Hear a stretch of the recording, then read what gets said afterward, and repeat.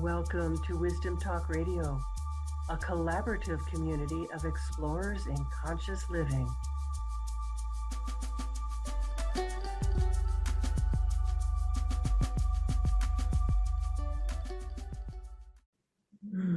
Welcome to today's episode of Wisdom Talk Radio. This is where we explore the depths of conscious living and how to live an expanded life. Join us here to be each time inspired and encouraged, maybe transformed, and to tap into a deeper sense of joy and of possibility. So the capacity to make great decisions arises in no small part from clarity, from having clarity of what you value. When you turn inward to explore what is truly important to you, you go beyond others' expectations, and sometimes even your own outdated expectations. My guest today will help you find this clarity, so stay tuned. I'm Laurie Seymour, host of Wisdom Talk Radio, CEO and founder of the Baca Institute, home of the Quantum Connection process. You can go there to discover your unique connection with the essence of who you are by taking the Quantum Connection quiz. That's the starting point. Why quantum connection? Because we're each designed to directly connect with Source in our own unique way. And knowing that, knowing your own archetypal style opens you to a deeper connection with Source and a deeper connection with the universe. It's the secret to creating what you truly want in your life, because who you are is exactly who is needed. My guest today is Robert MacPhee, and I am delighted to have him on. I've known Robert for a bit of time, and as we've talked about in doing this show today, we've had a few different conversations, and I'm looking forward to whatever unfolds today. Robert is a coach, he's a consultant, he's a speaker and facilitator who helps people maximize their productivity and satisfaction. He is an expert in experiential learning, peak performance, and leadership. He is the author of the book, Living a Values-Based Life.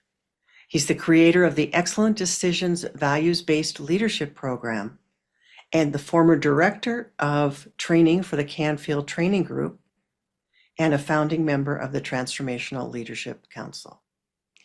Welcome, Robert, to Wisdom Talk Radio. I'm so glad to be here. It's so funny. Hearing your voice is like an emotional anchor. You know, I've done some of your work with you, and I'm flashing back to the guided visualizations that I've participated in. It's a good thing you didn't lose me in the introduction there. I was like, where's what? Robert? Oh, he's gone inside. He's inside. He'll be back. Oh, no, it's good to be here. I'm glad you didn't go, but we're anchored in the energy, and I think that's really what you start to feel is the energy. Yeah, it's so interesting how an environmental trigger like that, like a sound or a smell or whatever it might be, can really bring it, because it's been a while since we actually worked together. And yet it's like cousins getting together, you know, they haven't seen each other all year and they act like they live next door to each other or something. And, you know, it's such an interesting thing that you've just brought up, because it's not only the trigger of like remembering something, but it's in this moment, it is the energy. I'm aware that every time I'm doing something like this, that there's a new quality of energy that's present. And I don't even go into it to do anything with it except to receive it and be in it. So we get to be in it together. Yeah. Well, and again, I'm thrilled to be here because I also looked at this on my calendar today and I was like, oh, look, there's like a little oasis in the middle of my calendar. That's so cool. So where shall we start, Robert, when in understanding and even just starting to explore the whole notion of what values are? Maybe that's where we begin, is what are values? And then we can go into why they're important. Yeah, and you talked about you use the word decisions in your introduction, and my the branding around my work for a long time has been around the concept of excellent decisions and helping people make decisions based on their vision and their values. And from a business perspective, it has really worked well and made a lot of sense because people are interested in making better decisions, and they look around at some of the decisions that they're making, or if it's an organization, their people are making. Oh, if you can help them make better decisions, that would be great. And I think the whole idea of like vision and values, like if our decisions were really based on our own vision and values. And to answer your question, like by values, I mean, what is most important to us? I think that's the simplest definition of values to start with is if we're really clear about what our highest values are, then we're clear about what's most important to us. And if that is what's driving the decisions we make, the actions we take, the results we get, then chances are our life is going to be going more the way we want it to in a world where there is no shortage of all these external influences that are bombarding us with, the media, the social media, the boss, the coworker, the spouse, the kids, whatever, that have very specific ideas about what they'd like us to do. Mm-hmm. And sometimes that aligns with our values, and sometimes it aligns with their values, but maybe not so much with ours. So the excellent decisions whole concept for me really narrowed down to starting with values because I realized, vision and values, that sounds good and everyone agrees and all that. But if you have a really compelling vision, Mm-hmm. but it doesn't align with your values, it's probably not really going to go the Huh. way you want, either personally or professionally. But if you So, start with values okay. and get really clear about your values, and from that place, create a vision of how you want your life to be. And I'm a huge proponent of having a really clear, really compelling vision. Mm-hmm. Because I believe like if you do have a really clear, compelling, exciting vision and it's in alignment with your values, I think that's literally like it's kind of like math, A Yeah. plus B equals C. Well, the C is purpose. Like Huh. if you Okay, if so you so back up for a minute because I think I'm having trouble understanding how you're using vision. Because when I think about vision, it's almost like something that arises within me, something that I've been given, something that feels like from the deepest part of myself. So right. how can we have a vision that doesn't align with our values? Uh, Help me. Well, I would just use like as a simple example, my wife does college consulting and I hear her on all these conversations with students and their parents and all that. And sometimes our parents at that age have a very specific idea of what we should and shouldn't be doing Yeah, that's the um, parents' vision for in us. our lives. Yeah. Yes. But it can feel like that age, especially when we're more vulnerable and more susceptible to all those external influences. And maybe no one's really told us that it's up to us and we get to decide and we should base it on what's most important to us rather than what's so important to our parents. So if you talk to, you know, kids who are headed off to college, you might hear a lot who want to be a doctor or they want to be a Mhm. lawyer or whatever. But if you really dug a little deeper, you would find that that's like why doctor? Why lawyer? Well, Right, my right. father's a doctor. I've always wanted to be a I doctor, didn't know whatever. what I wanted to be, so Yeah. therefore, yeah. But what I love about your question is that there's a source of a vision. So a vision is not really like a thing, it's like a process. And Yes. I was speaking of vision in that like idea of like having a vision that's in alignment with your values so you're on purpose. I'm really talking about literal vision, like the picture in my mind, like what I'm envisioning. And Okay. you went to, not surprisingly, based on what I know of you, you went to like the source, like where is that coming from, Hmm. which really connects beautifully to the values conversation because we want it to come from the values conversation, which also is just an expression. And again, this is where you and I can really go in the deep end, is like, well, where do those values come from? Yes. There's another really deep, like source Oof. driven Yes. conversation in the Wow. values part as well. Yeah, yeah, yeah. So when you're working with someone, what level are you working on? Or maybe you're working on all of those. The level meaning the the values that we, oh, okay, what's most important? What do I want?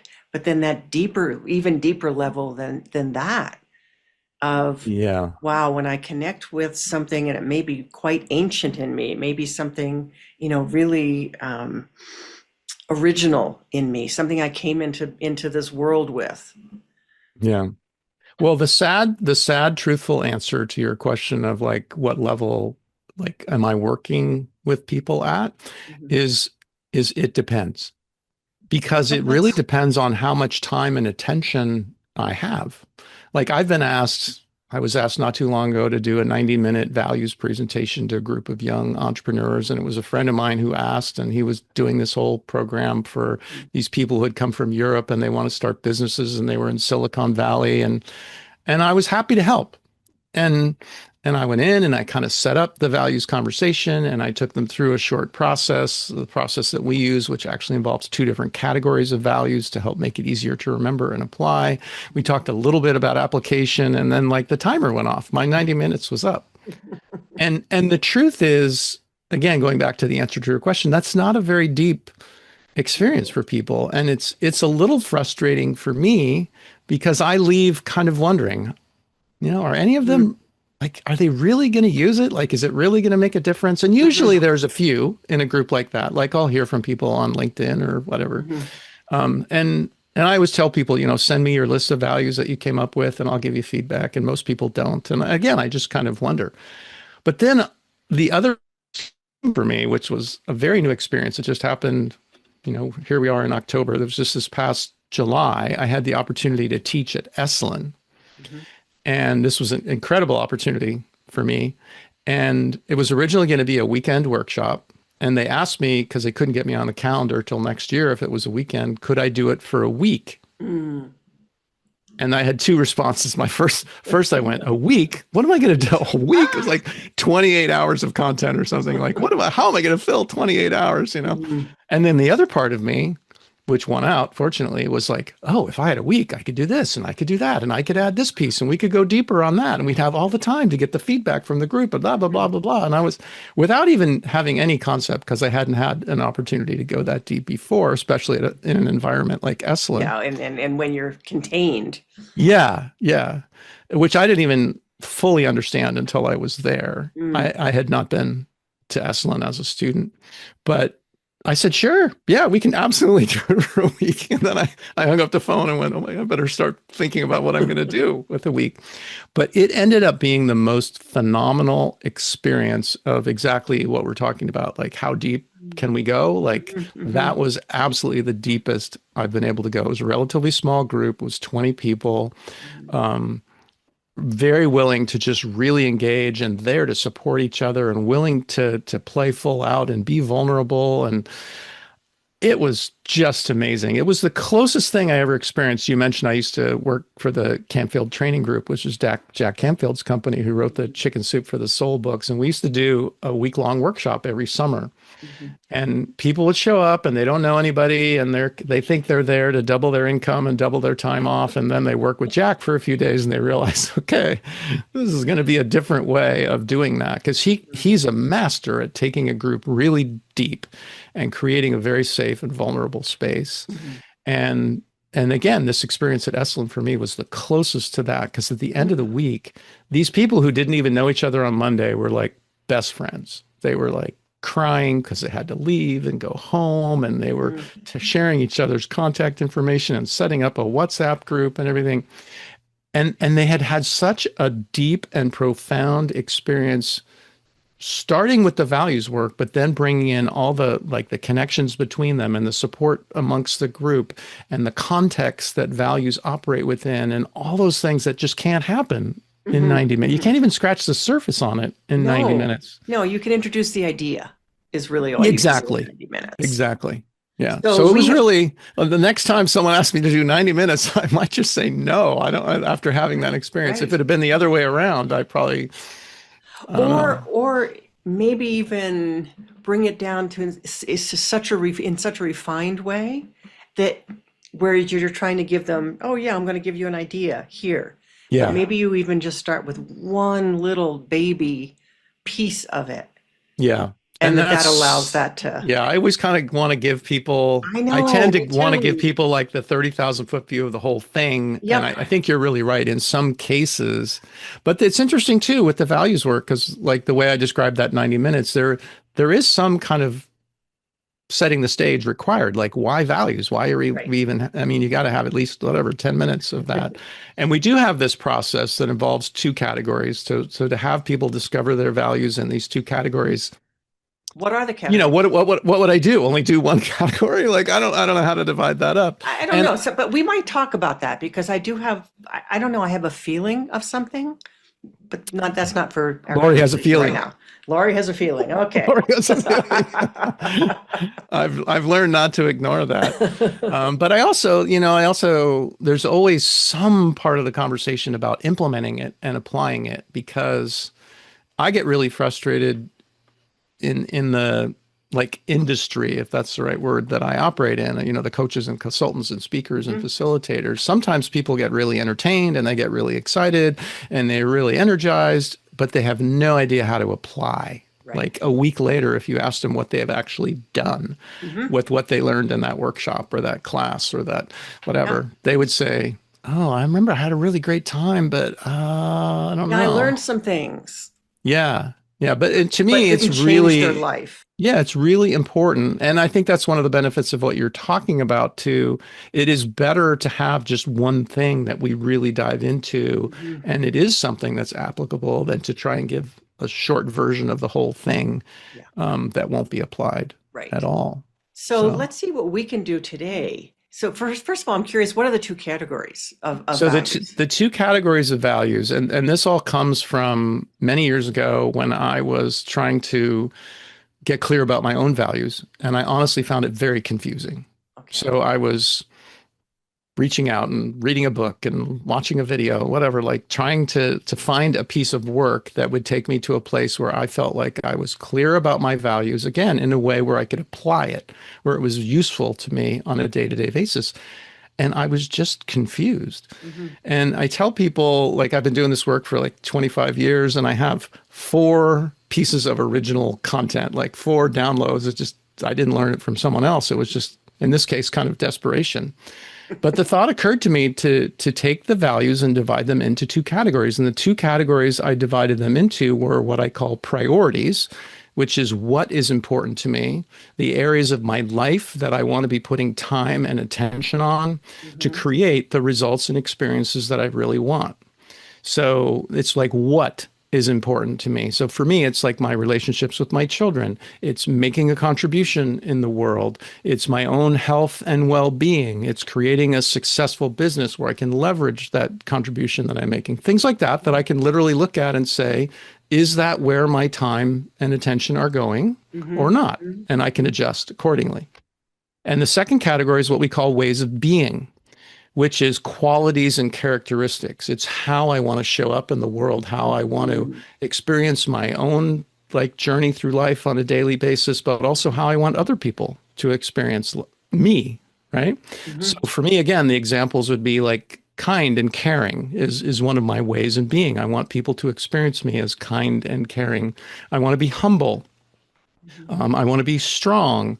I want to be peaceful and calm. So I can, again, I can assess, I can look at that list Hmm. and I can say, how did I do today?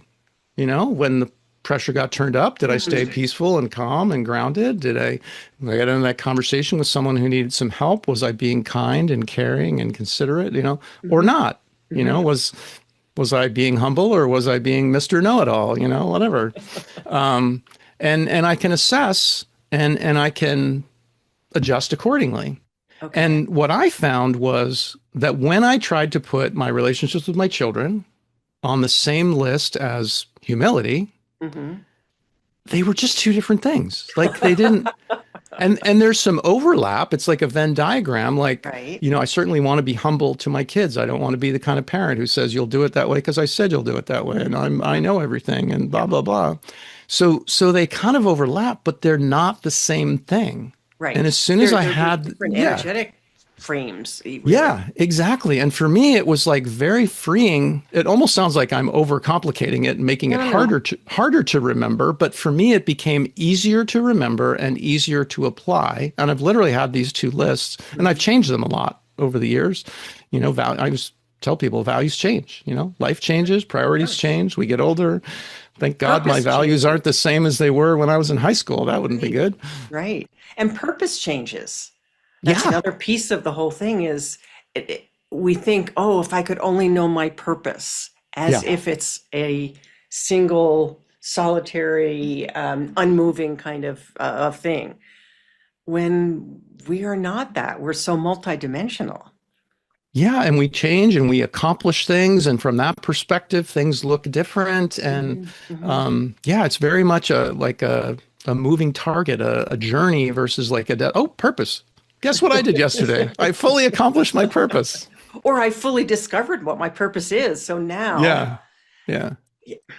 so It's also kind of like the horizon. Like if you really feel like, oh, this is so on purpose for me, I'm doing exactly what I'm intended to do, and you look ahead and realize, oh, now there's a whole new horizon. Like, exactly, yeah, exactly. And I've written about that before, that exact thing of, we think we get to a certain place, but there's always more. There's always the next step. Then I just came back from France, and it was a different kind of trip for me. But the truth is that every time I travel, I try, one of my values is to be conscious, to be aware. And I wouldn't normally say it that way, but we're having the conversation, so I'll use that word. Um, and I'm aware that I came back almost, I feel like I've taken a quantum leap, that there's something very new in me and very new about how I'm seeing things, what I'm seeing, my willingness to step into some new parts of myself that weren't even awake yet, that yeah. now are awakened. Yeah, so our perspective changes. And so these Mhm. questions that we're talking about, the deeper dive into vision, like the source of where our vision is emerging from, where our Mhm. values are emerging, the question like becomes different. Yes. And I'm not surprised what little I know about the trip you were able to take. It's like an opening, right? It's like a Mhm. broader perspective, an increase in awareness, a different perspective. I also, it just reminds me like the opposite can happen, like similar but opposite, because this, but in 2021, I lost my daughter. My daughter very suddenly and very unexpectedly passed away. And it was a huge shock, like to my life. But it was the same type of experience that you're talking about, where my perspective changed. So Probably to on think that my everything. vision and my values and my sense of purpose would be the same after an event like that, it's just not true. Yeah. Not It was possible. like taking those two lists and dumping it back on the table and like Yeah. re-scrambling like a puzzle or something and say, okay, this is all changed now. What is it? What is it now? Yeah. How did you, I'm just going to ask you for a portion of it, but how did you navigate the values aspect of that? I mean, because I kind of can't imagine anything bigger, truthfully. Yeah. Well, there was a couple of things that were really apparent. One, having clarified my values, and especially like in the area of my priorities, every time I had ever asked that question since I first did the category thing, number one on my list was my relationships with my kids. Like anybody who knows me Mm, well at all knows, like that's the most important thing mm, to me. So understanding just how devastating that experience was a little bit easier. Easier, maybe not the right word, but it was clearer to me why this was just such like, of course, because it was a direct hit to what I was very clear was most important to me. So of course, it hmm. was it Hmm. was that much of an impact. Yeah. The other big impact for me on the actual values that I, keep in front of me and remind myself of on a consistent basis was on the other side with the ways of being, because I had joy on my list. Hmm. Hmm. And I would look at my list and go, okay, that's not really a thing. Like right now, at Ah, that time, yeah. in the midst of all that, and I talk about something in my book and in the work that I do with people about borrowing values. Like you might have your values. This is the way I want to be. But sometimes, the kind and caring and the Yeah, peaceful and yeah. calm, well, that's good. But sometimes, like at work, like I need to get stuff done and I need to Hmm. be like disciplined and Hmm. focused and Hmm. whatever. And so it doesn't mean I need to throw away my core list, but to me, those things don't conflict. I'm in No, pursuit of no, of something course that's really not. important to me and bringing in discipline and focus. Hmm. And so what happened for me was I actually took joy off my list because every time I read my lists and looked at the word joy, it's just like, okay, that's not That's a not here thing. now. It's not really on the available values list at Hmm. this time. And knowing it can change. But I put strength on there. That's when strength came onto my like core list because I knew I needed to find ways somehow, some way at a time I did not feel strong at all to be strong, to be as strong as I could.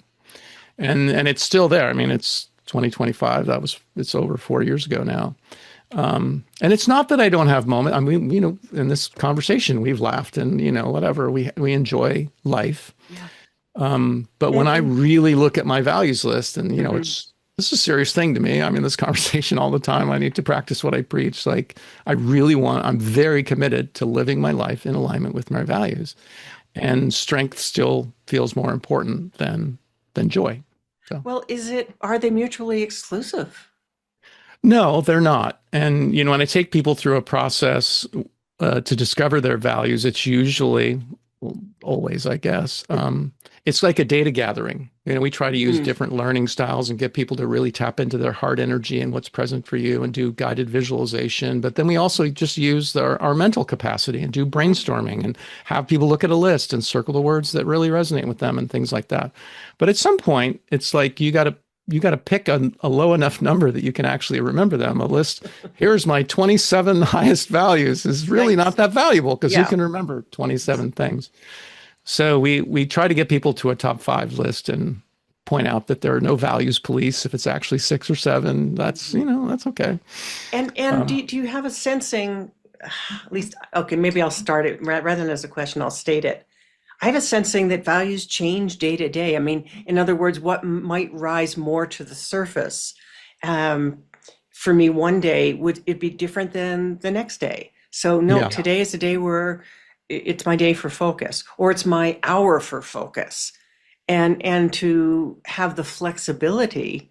Um, Somebody very close to me we would talk about God's flexible angels. Oh, I'm one of God's flexible angels. That's a priority to me, to be able to be flexible, to be Yeah. able to move through what's needed, and what's needed, not necessarily maybe what I want, but what is needed in that moment for Yeah, for me or sure. for the situation or by someone else. Absolutely. And you're right. Like in my experience working with people and my own experience, they do change and they will show up differently. Hmm. And over a period of time, this is another reason why, that 90-minute presentation to me, that first like scratching of the surface Hmm. just doesn't make that huge impact is because that's like just the first pass.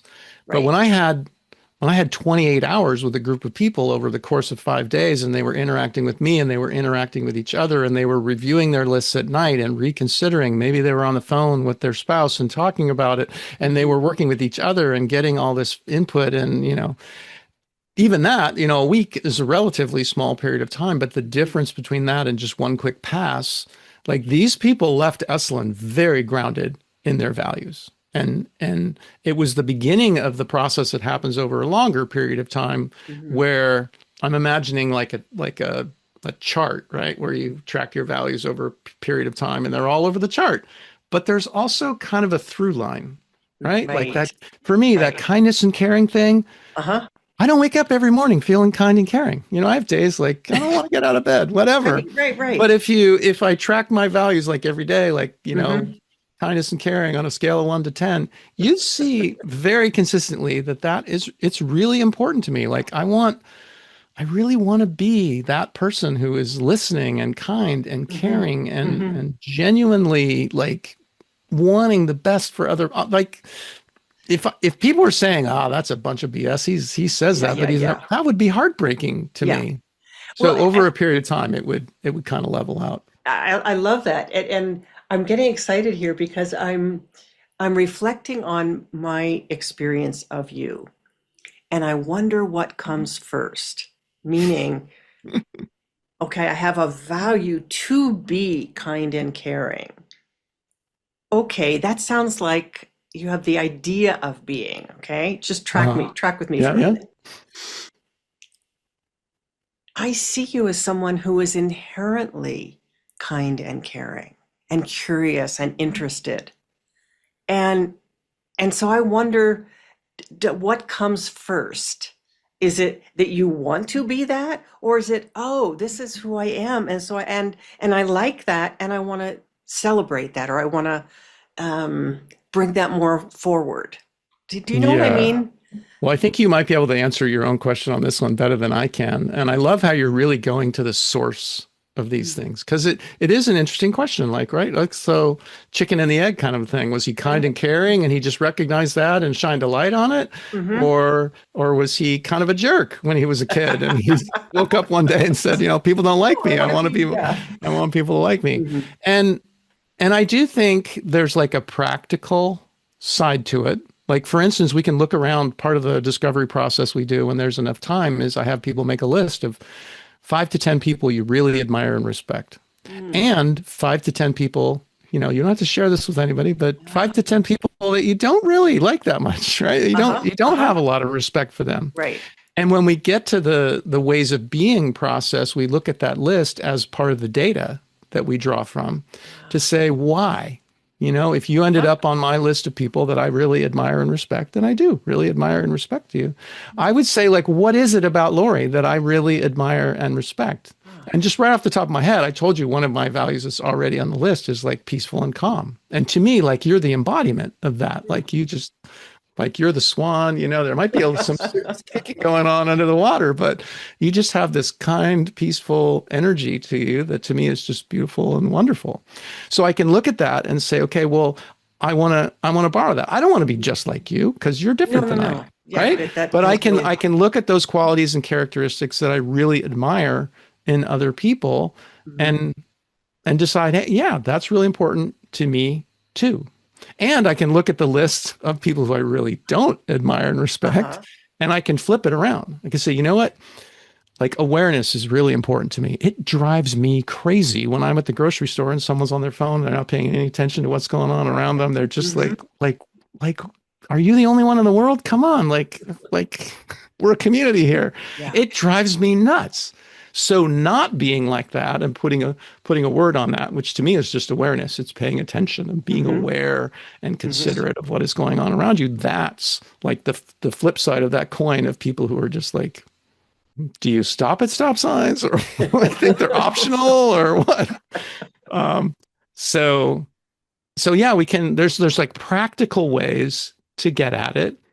But I think what you're touching on, and again, not surprisingly, given the work that you do, is there something even deeper than that Hmm. where, Hmm. you know, I'm talking more about the making lists and brainstorming and that. But when we do like a guided visualization for the priorities, we have people imagine their ideal life. I take them through a process where they just imagine they're living their life just the way they want it to be. And where are they? And who are they with? And what are they doing? And how does it feel? Ooh. And obviously, again, like just a little bit of time to get into that state. Yeah. But you see Right. people during this visualization just crying because they're imagining a life in a lot of cases is very different than the life that they're living right now. But that is like a deeper source, more of a Yeah, heart-centered absolutely. source of And I what's think most important to them. yeah, and I think it brings in, it taps into who are we really? It's not Yeah. just like who do we want to be, which sounds like an idea. It's more of the part of me that has been quiet and hidden and that I daren't let anyone else see. And I wonder if in a 90-minute presentation, if you were to start with that, maybe not start, but pretty quickly, but that being the heart of it, what would happen? Look at you calling me out. I love this. No, Because it goes to the heart of it instead of trying to present the concept. yeah. Well, and it's so much more like even as I was describing that to you, I'm asking myself in my mind, well, is it a choice? Like when we get to the point of like narrowing down that list and picking our top five, like, is it really a choice or are we just identifying something that's like hardwired in there? Yes. And the truth Yes, is, yes, I don't yes. know. I don't know. But what I do know, again, from my own experience and from Uh-huh. working with people, is that we can feel it like Absolutely. emotionally and even physiologically. Like when Hmm. I've seen people, that this is quite the right word. It's not really kind of, Yeah, yeah, yeah. something that caring and it'll just go, poof, it'll Whoosh. just land in Right. someone. Yeah. Right. Because it's And, that and you can energetic see it on their resonance. face. Yeah. Yeah. Yeah. I think I'm very excited by this. Um, because that's it. That's it. You're looking for where that energetic resonance is. Yeah. Yeah, And and it can people come from do. any of those paths. It can come from a Mhm. guided visualization. It can come, and different people, different learning styles, Sure. the environment that you're in, whatever. But But just having the idea of it, or, it's a starting place. It isn't ever enough. We have to feel it. yeah, and I feel a I little bit, in a conversation with you, I'm kind of preaching to the choir, but there is a moment where you just know. yes. Like when I'm doing this work Mhm. myself, I just feel it. Yes. And this physical mechanism, this crazy, body, Mhm. soul thing that's carrying us around, whatever, like it's designed to let us know, like going back to purpose. Like we Mhm. know when we're on purpose and we know when we're not. And we can use this thing between our ears and be a little more practical and come up with specific ways to measure it. And I think both are valuable.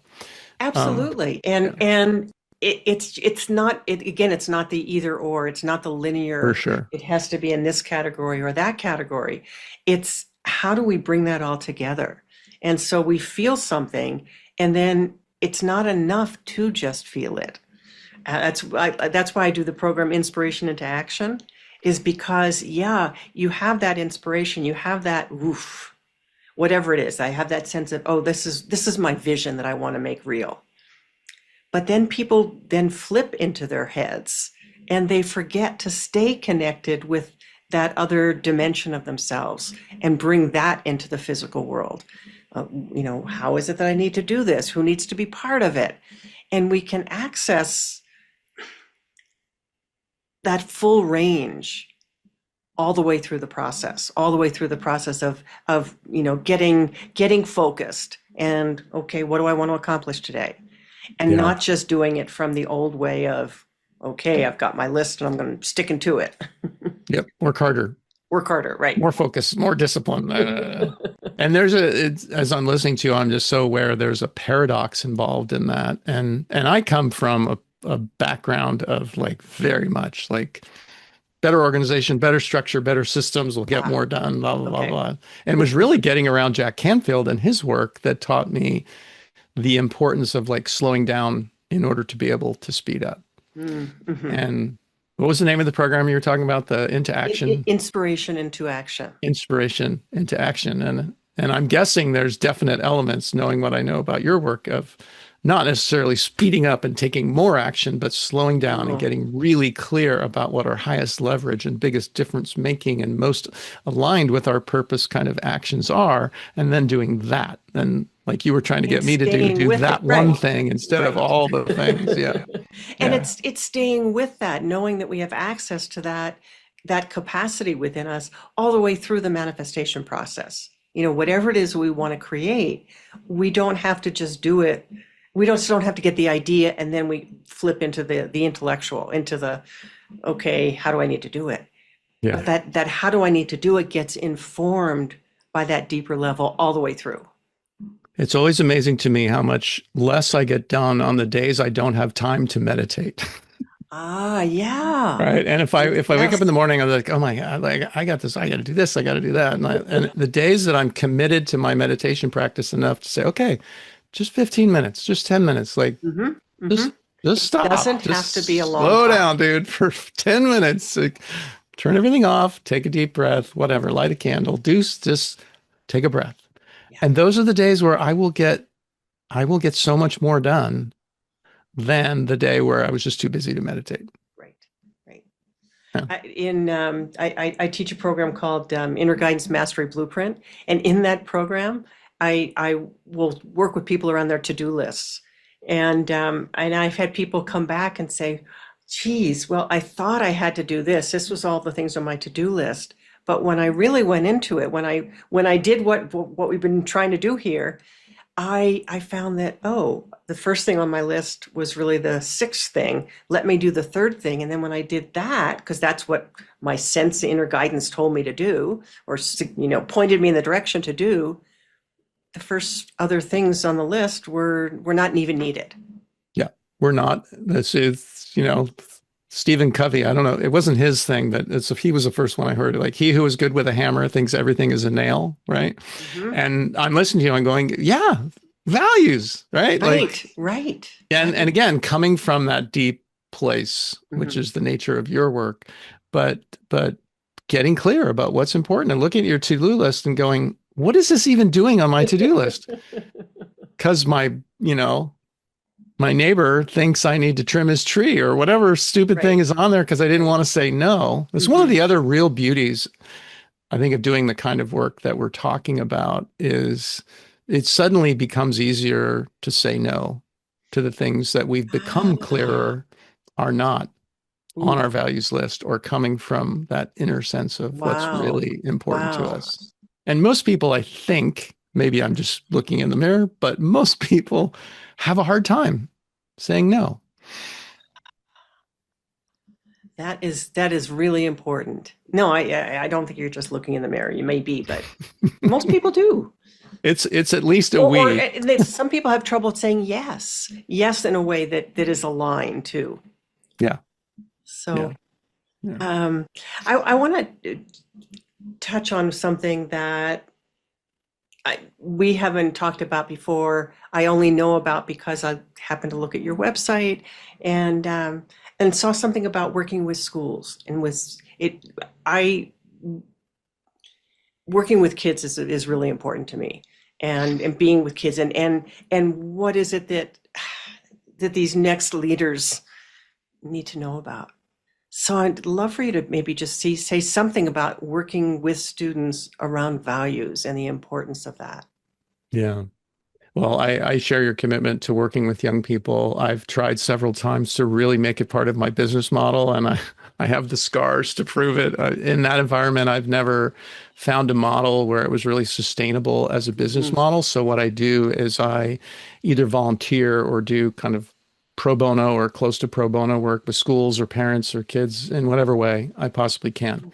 And for me, it's comes from a couple of different things. One is doing this work with adults. I hear so often like, why didn't someone teach me this when I was younger? Just about the Yeah. simple things about values and visualization and getting clear about your purpose and leadership principles, all those kinds of things.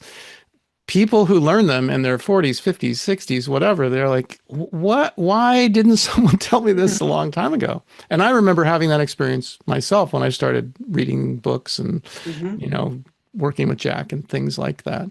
So that's part of what drives me. The other thing is I really started that whole journey when my children were very young. And so my kids, I was actually working as the director of training for Jack's organization when my children were very young, like in those formative years. What do they say? Like 3 to 7, 8, Mm. somewhere in there, where all the information is just coming in unfiltered, right? You don't really even have the awareness to question it. You just Yeah. think whatever mom and dad say, whatever your teacher says, it's all true. And I call it my unfair advantage. Like, as a parent, to be hanging out with Jack Canfield, who is literally one of the leaders. Like, he practices what he preaches. He's lifelong learner. He's always wanting to learn more. He is really brilliant at what he does. I was talking about how he set up that environment. We're talking about a room. I had 20 people at Esalen. He would have a room with 400 people and create that Mhm. same kind of environment. So I was able to deal with situations, to respond in conversations differently than my parents ever could have because they Mm. didn't know. They weren't Yes. hanging around with Jack Canfield or I don't know what Yeah. would have been Dale Carnegie of that generation, whatever.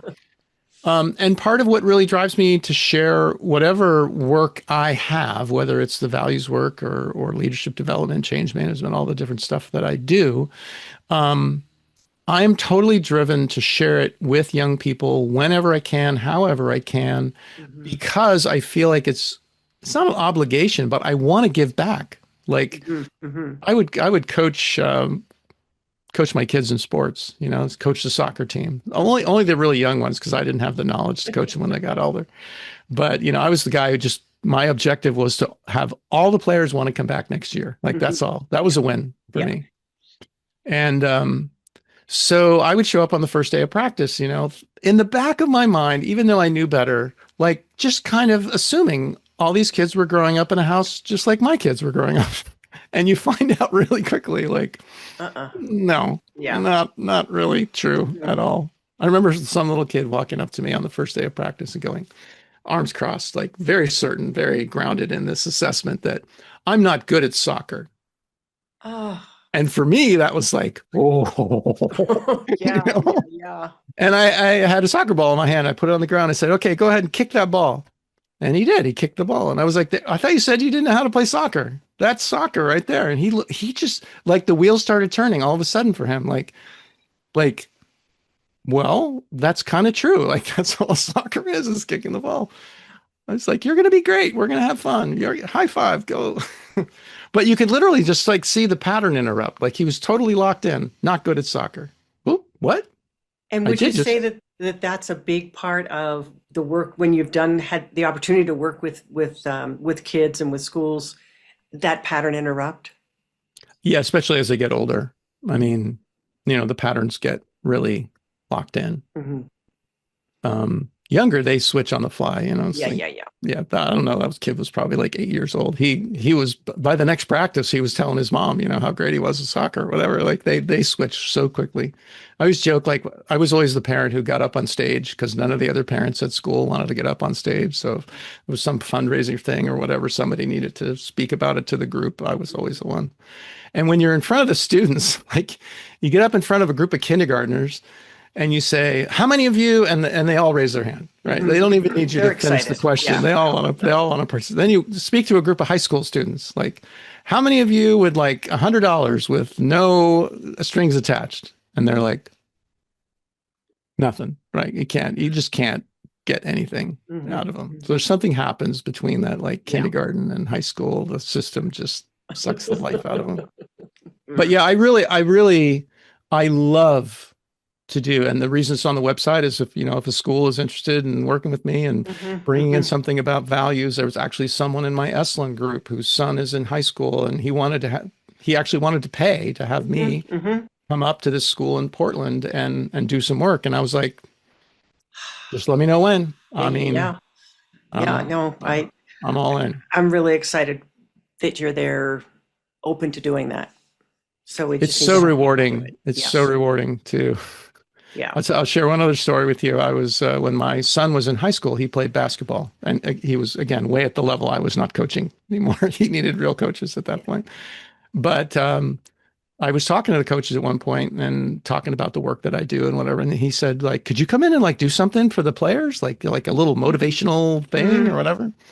So I did. I came in and I did this thing that's actually at the beginning of my book about like our resistance to change. I call it the change paradox, where we really want things to change. We want to make more money. We want to have a bigger house. We want to have better relationships. We want change. But then as soon as we get change, we resist it. Right. And I developed a model to kind of explain how that works. So I shared it with these basketball players.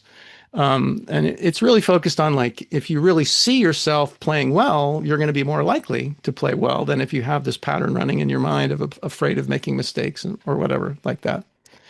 And, it was kind of like the 90-minute thing, right? Like, Yeah. okay, I went in, I did it. Who knows if it Yeah. makes a Right. difference? Like 2 years later, I connected with one of the parents of one of the players on the team, and he said he had been visiting his son at college. And he went into his dorm room, and his son like closed the door, and on the back of his door was this diagram that I gave him all a little worksheet. The Mhm. diagram of this model was on the back of his Wow. dorm room. Wow. And if I had to pick one player on that team who was the least likely to have that diagram on the back door, of his dorm room, this would have been the kid. This was the kid. Like, oh my God, what is he doing? What is he thinking? Yeah. But it really made a difference. Made a difference. So you never know. Thank you for making a difference. You're welcome. Thank you for having me join you. We could talk for like 4 hours. I know. There's so many different other things that I want to ask you about, but But you're going to be on my podcast, so people that's can true. go listen to my podcast. We'll talk about We'll different keep stuff. going. Yeah. Tell people how they can find you, please. Robert at Values Based Life. I'm a man of many email addresses, but they all kind of go to the same place. No, That's but the one I'm focused. that's your Yeah. So okay. But also, and your valuesbasedlife.com. website. Valuesbasedlife.com. And yeah, that's the simplest way. I'm not that difficult to find. We're a very small and nimble and entrepreneurial organization. ExcellentDecisions.com. Is that Yeah, different? there's still excellentdecisions.com. But again, that process of going from excellent decisions based on vision and values, the realization for me that the values really need to come first. That's when I wrote the book, the Values Based Life book. And it's still very much the same conversation. The core of it is the values work, but a lot of it involves the things that I learned and work with Jack on. And again, I've been doing this for like 25 years, so I feel really blessed. I've got this whole toolbox. When I had to create a week of content at Esalen, it wasn't like I had nowhere to go. It was just Really, we're okay. find things that fit instead of just throwing stuff at the wall. Right. So, yeah. Thank you, Robert, for being here, for being such a great guest, and for sharing your wisdom. No, I'm thrilled to be here. This really was the oasis in my day, and I am looking forward to having you on my podcast as well. I am too. We'll go for round two, so to speak. Absolutely. And I want to thank our listeners, our viewers, for being with us today, because without you, who would we be? Join us here regularly for more wisdom, discovery, and illumination. And remember, you can find us on your favorite place to listen to podcasts. Please leave us a review, because that's what helps more people find us, find this kind of wisdom, this kind of transformational possibility. And it's what changes the world, in my opinion. And for more about thriving with your own personal connection, take the Quantum Connection quiz today over at thebacainstitute.com. And then go and pick up a copy of Unconditional Remembrance, Your Connection to Source, my new book, wherever you buy your books. And we'll see you next time. Thanks for joining us here at Wisdom Talk Radio. We wish you well in your conscious explorations. For more information and to join in the conversation, our website is wisdomtalkradio.com or at Wisdom Talk Radio on Facebook.